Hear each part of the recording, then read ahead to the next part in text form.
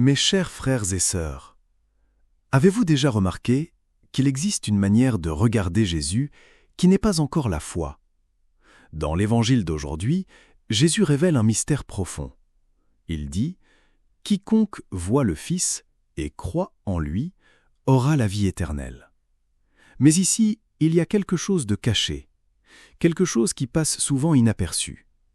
Le mot que Jésus utilise pour « voir » dans le grec original ne signifie pas simplement regarder avec les yeux. C'est une contemplation. Ce n'est pas un regard superficiel. Ce n'est pas un regard distrait. Ce n'est pas seulement voir Jésus extérieurement. C'est contempler. C'est laisser le Christ entrer dans l'âme. Et c'est là le centre de la vie spirituelle. Car il y a beaucoup de personnes qui regardent Jésus, mais ne le contemplent jamais vraiment. Elles connaissent des histoires sur lui. Elles écoutent des prédications. Elles regardent des vidéos. Elles fréquentent l'Église. Mais leur âme ne s'est jamais véritablement plongée dans le Christ. Alors Jésus révèle le chemin. Contempler, croire et posséder la vie éternelle. Voyons les 3 étapes. Premièrement, contempler. L'âme doit s'arrêter. Elle doit faire silence. Elle doit méditer. Personne ne contemple en vivant seulement dans le bruit du monde. C'est pourquoi la prière est si importante. Quand tu médites la parole de Dieu, quand tu écoutes une prédication avec un cœur ouvert, quand tu lis la vie des saints, quand tu te places devant Jésus dans l'Eucharistie, quelque chose commence à se produire en toi. L'intelligence commence à être illuminée.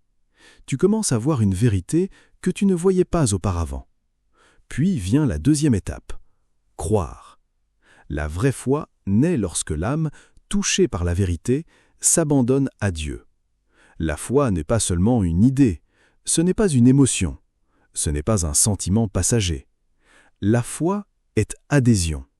C'est lorsque l'âme dit « Seigneur, je me remets à toi ».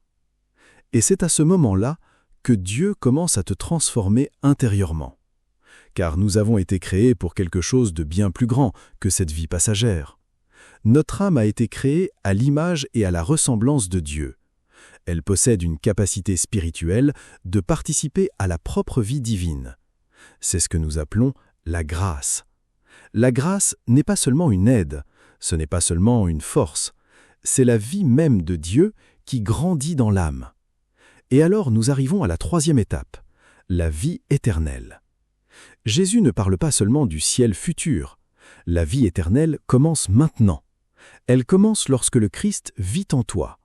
Lorsque l'âme commence à aimer ce que Dieu aime, à chercher ce que Dieu cherche et à désirer ce qui est éternel. Et il existe un lieu où cela se produit d'une manière profonde, dans la Sainte Communion. C'est pourquoi Jésus insiste tellement sur le pain de vie. Car dans l'Eucharistie, nous ne recevons pas seulement un symbole, nous recevons le Christ lui-même. Et là, dans une communion bien vécue, l'âme contemple, croit, aime et commence à être transformée. Peut-être qu'aujourd'hui, tu cherches beaucoup de choses. Des réponses, du réconfort, la paix, un sens. Mais Jésus montre le véritable chemin. Arrête-toi, contemple, crois et laisse Dieu agir en toi. Car la vie éternelle ne commence pas après la mort. Elle commence lorsque le Christ trouve une place dans ton âme. Que Dieu vous bénisse.